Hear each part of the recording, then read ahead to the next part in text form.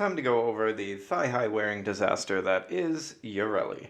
She's a frame that kind of confuses me as far as classification goes, because when classing a frame, you look at their strengths and their weaknesses. For example, let's use the poster boy Excalibur. He carries with him little to no survivability, a subpar CC, and a lot of damage capability in his Radial Javelin and Exalted Blade. This means that, looking at him, it's easy to class him in the damage category. Another example is Frost. He has decent damage capabilities, some survivability, but a metric fuckton of CC, therefore classing him as controller. Yarelli has no good damage tool, no good CC tool, and okay survivability ability, but the survivability ability is a meme on 90% of the tile sets.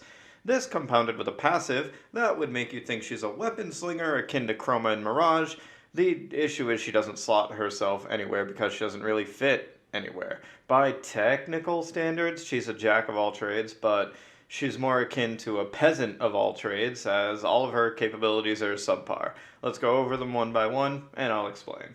For starters, let's look at her passive. When moving for 1.5 seconds, you gain a buff that gives your secondary weapons a 200% crit chance. This, standalone, isn't actually that bad, and is enhanced by the fact that while you're on Miralina, her pancake jellyfish K-drive that associates with her too, she is restricted to secondaries only, making it useful in that regard. Where the issue lies is crit secondaries being few and far in between, and secondaries not dealing that much damage. I went through the list of every secondary the game has to offer, not including prime variants, or Kuvas, or Tenets, or anything like that, just the base weapons, and the only secondaries that are really weighted incredibly into crit are Pandero, Plink, Spira, and Vasto. There are other secondaries weighted more in crit than status, but the issue is they're all less than 30%, meaning that with her 200% bonus, that alone only brings it to 90%. Granted, you can put on mods to boost this further, but again, looking at base, this is not that good. That's not even in guaranteed crit territory. Granted, you could put on something like a Creeping Bullseye to give it the 90%, then her buff would come in, boosting it to 210, which is still not that great for a secondary because secondaries don't deal that much damage. D also has an incredible sense of humor when it comes to Yarelli's signature weapon. Whenever a frame comes out, they come with a trademark or flagship weapon. Yarelli's is called the Compressa. It is not only just a Stug 2.0 dealing almost no damage, but it is weighted almost entirely into its status. DE made a frame designed around crit secondaries with her passive, and her flagship weapon is a fucking status thrower. Moving on to her first ability, Sea Snares. Yarelli throws out some Orby-looking things at enemies, and I might interject with some more of DE's brilliance with this frame, as the Orbies can sense through walls. Great! However, the issue being they can't go through walls, meaning it will sense an enemy, go to chase them, then pop on the wall before getting to them. Anyway, with that out of the way, enemies are then lifted for a bit of time, but this isn't that good because enemies lifted are capped. That means that when you throw out 5 Orbies, it will lift 5 enemies. Then you throw out another 5, it will lift another 5. Then you throw out another 5, it will lift another 5. But then when you go to throw it again, it will drop the first 5. This is an issue with target capping. The ability has a cap of 15, and it's 25 energy per cast. So if you're being efficient and you know that you have 15 enemies in the air, you won't cast it again. Where I take issue is the fact that it's 25 energy, making this, at base efficiency, a 75 energy cost setup. That's really not that good. You want to know the best thing to do with this ability? Not fucking use it. I'm not even kidding. Her other abilities just do it better. Her 4 groups enemies up, then disperses them. Her 3 CCs enemies while they're taking the damage, knocking them around, making sure that they stay relatively close. And Miralina makes it so you can get close to them without too much of a hassle. It's literally a waste of energy. Yarelli's 2 is called Miralina. Miralina is a jellyfish that she can stand on, and it acts as a K-drive for her, restricting her to her secondaries only, but also allowing her to cast abilities. Miralina has a health pool in which it will absorb 75% of the damage Yarelli takes while it's active until the health pool disappears. And another issue, this ability is capped at 75%. Can't be raised, unlike almost every single other mitigation in the game that can be raised to 90%. A lot of people don't like the fact that it's a K-drive, and that it doesn't work on almost every tile set in the game.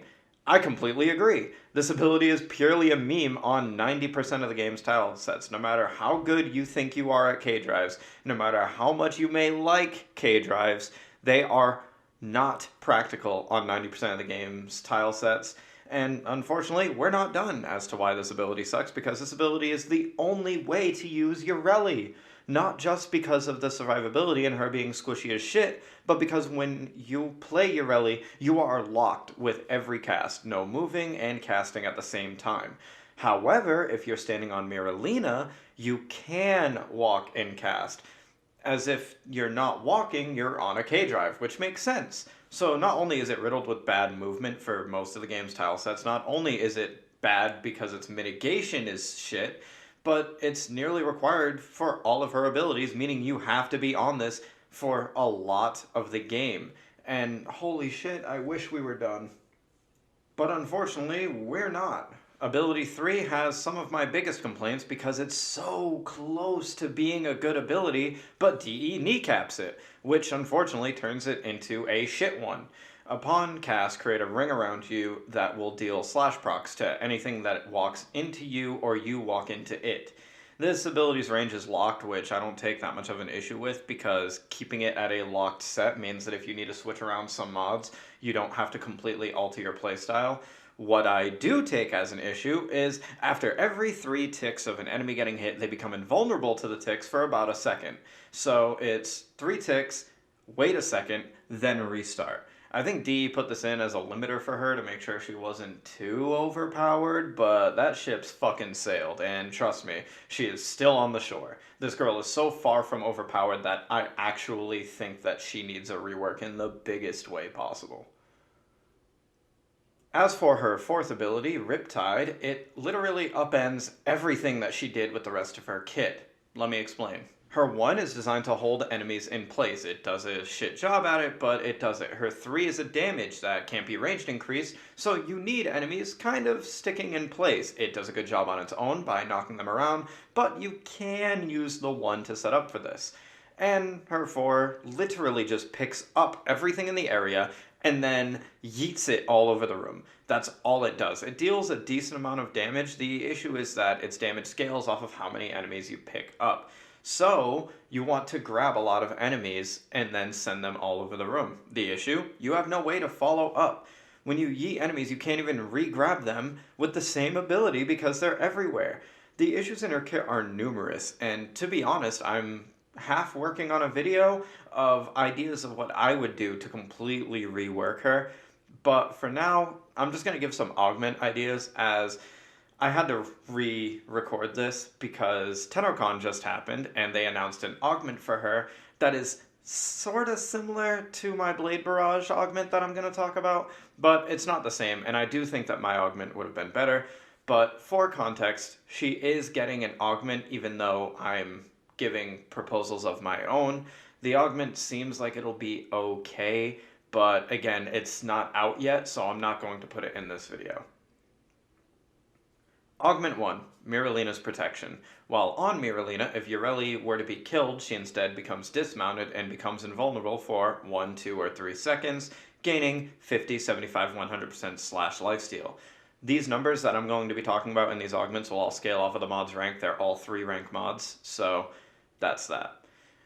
30-second internal cooldown upon proccing this mod. This would make it so Miralina is a pseudo-invuln without being perfectly invuln, so it doesn't steal abilities from other frames such as Nidus, who can just die infinitely once he has his stacks, or Sevagoth, who can die and then just reap to come back. This will give Miralina a little bit better chance at competing with those types of tanking abilities, and it will also give her a chance to heal back a lot of the damage that she would take by giving her slash damage lifesteal, giving her some synergy with her Aqua Blades.